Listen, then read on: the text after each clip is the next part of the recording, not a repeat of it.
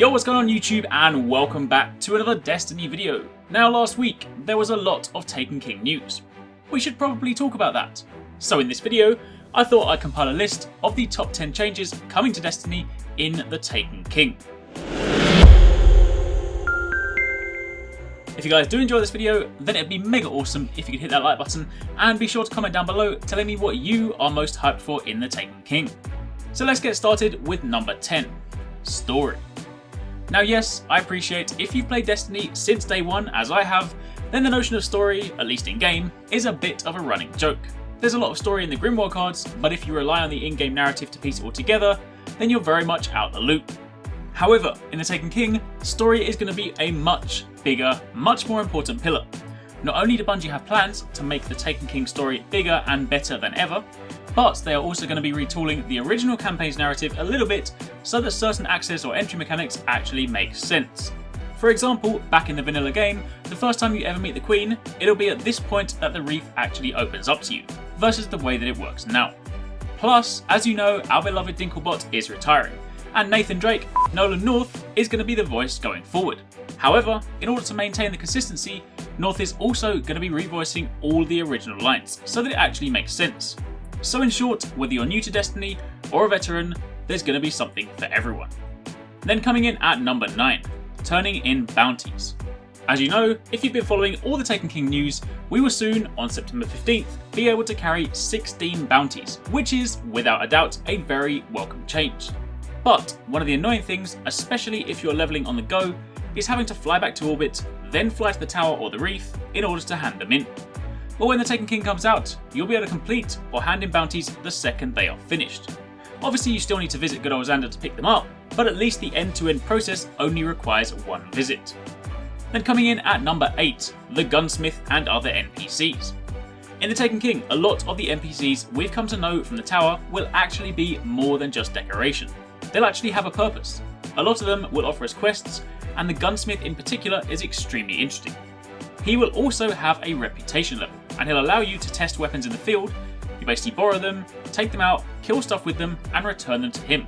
These are known as prototype weapons, so I'd imagine after vigorous testing you'll likely be able to keep them or earn them at some point.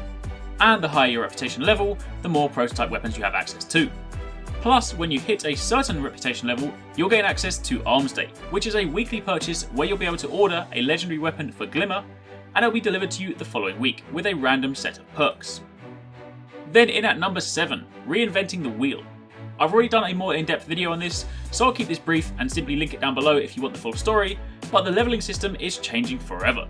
No longer will we have to level first using XP and then switch over to a different luck-based gear-dependent light leveling system.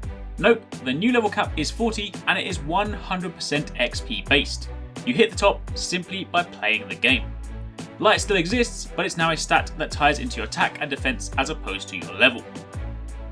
Next up, number 6, Crucible Changes. Now there are a lot of changes coming to the Crucible, and I'll speak more in depth about all of those later this week. But one change I am super excited about is the notion of weekly Crucible Bounties.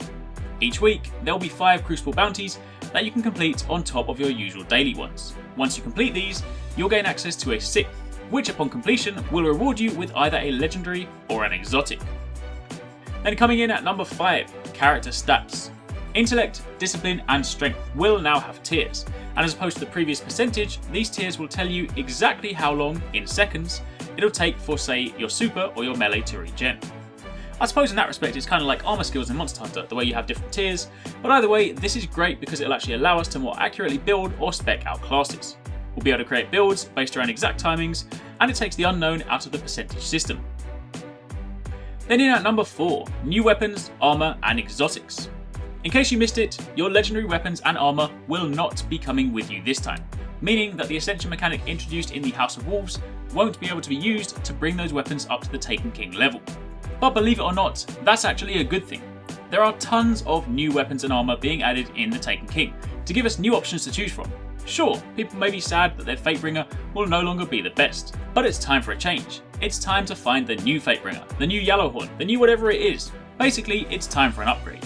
That doesn't mean you should dismantle them, after all, they'll still have their uses, but still, lots of new stuff. And that also includes exotics. We've had a sneak peek at some of them already, but there's going to be a range of new exotic weapons and armor pieces for us to collect, and far more than we usually see added in the likes of the Dark Below or House of Wolves. Plus, some of these exotics will even be tied into quest lines as opposed to random drops. Then coming in at number 3, pledging your allegiance. The way you align with factions is going to be changing. You'll no longer need to buy their class item and wear it at all times in order to gain reputation with them, in the hopes that one of their packages will eventually give you that shader. Now you instead pledge an allegiance with said faction, and once you've done that, your rep goes towards them without the need for a class item, meaning you can wear what you like. Plus, the rewards for those various levels will become more transparent, meaning you'll actually have an idea of what you'll be getting per level. So for those of you still trying for those shaders, this should be your answer. Then coming in at number 2, shaders and emblems. There will be a new system in Destiny which will remove all your shaders and emblems from your vault. Starting from September 15th, all the shaders and emblems you own will be registered in this new system. You'll then be able to access this system. I'm not sure if it's a terminal or by speaking to Evil Avanti, but either way, upon accessing it, you'll be able to select any of the shaders and emblems you've acquired. What's more, this system will also tell you how to get the ones you're missing. So, if you're after the God of War shader, for example, or something else, then you'll know exactly what you have to do in order to get it. Sure, some of them will likely still be random, but at least it'll guide you. And hopefully that means I can finally get the ointment shader that Dr. Crispy had. And finally, coming in at number 1, Endgame. The second half of the Taken King is said to only begin at Endgame. And what's more, Endgame is much more than just a raid now. There are quest lines that will take you throughout the Destiny universe, and you'll have to re-explore previous Endgame locations. One thing in particular that could be interesting, while unconfirmed, is what if we have to re-explore the Vault of Glass? Could this mean that those extra portals in the jumping platforms room actually have a use? Nobody knows, but I sure as hell hope so. On top of that, the Dreadnought's patrol mode will feature hidden mysteries and chests that yield exotic items. Plus, there'll be bosses akin to world bosses in MMOs that you can summon or trigger and fight with your fire team for even more epic loot. And plus on top of that, you of course do have the new raid, so in other words, Endgame just got bigger and better. And that, my friends, is it. Those are my top 10 changes coming to Destiny in the Taken King. Let me know in the comments down below what your top changes are and whether there's anything you think I should have added. And if you did enjoy this video, it'd be awesome if you could hit that like button. Thanks again for watching, take it easy, catch you next time, peace out.